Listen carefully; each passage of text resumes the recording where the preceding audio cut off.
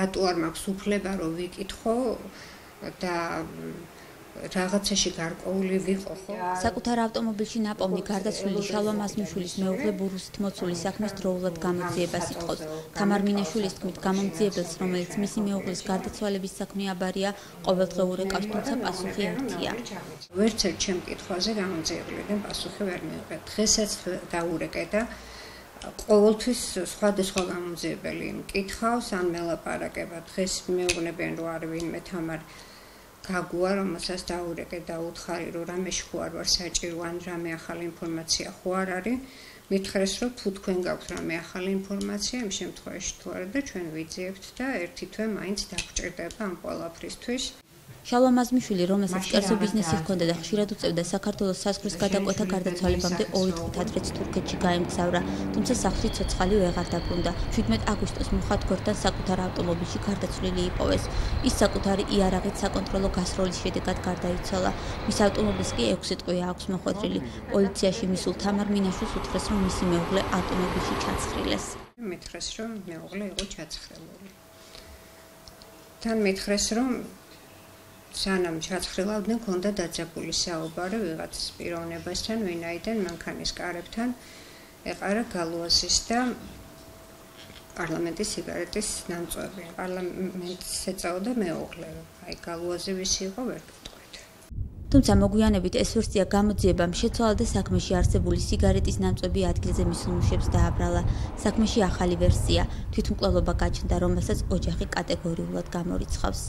მეგობრებთან გაიჟღერა ამან და იქ გეუბნები ძალიან დიდი წინააღმდეგობა გამოიწვია მის მეგობრებში და მაშინ დაამშვიდეს და უთხრეს, რომ ეს ვერსიაც ერთ-ერთად განიხილება.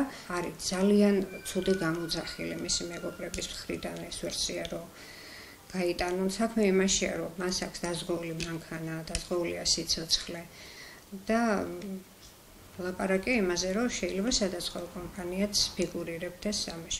თამარ მინაშვილისთვის გაუგებარია მაინც და მაინც მას შემდეგ რატომ გაჩნდა თვითმკვლელობის ვერსია, რაც გაირკვა, რომ მაზმიშვილს არა მარტო ავტომობილი, არამედ საკუთარი სიცოცხლეც დაზღვეული ჰქონდა. მაზმიშვილის ბურუსით გარდაცვალების მთავარ მიზეზად კი ოჯახს ის სოლიდური თანხა მიაჩნიათ, რომელიც პოლიციის თქმით მაზმიშვილს ავტომობილში ჰქონდა.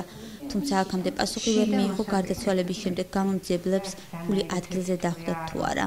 რომ მითხრეს, რომ ეს იყო 500-დან 700.000-მდე მე კიდევ ერთხელ შოკირებული დავრჩი და მე როცა ვუთხარი აქ უკვე პოლიციელს, რომელიც აქ კითხავდა სახში, როცა იმას სეიფს ტეხავდნენ მაშინ, ხოლო ჩემო მღიმა და ვერ მითხრა პასუხი, დევს თუ არა მანქანაში ის თანხა, იმიტომ რომ მაგრამ ის ღიმილი ნამდვილად ნიშნავდა, რომ არ დევს.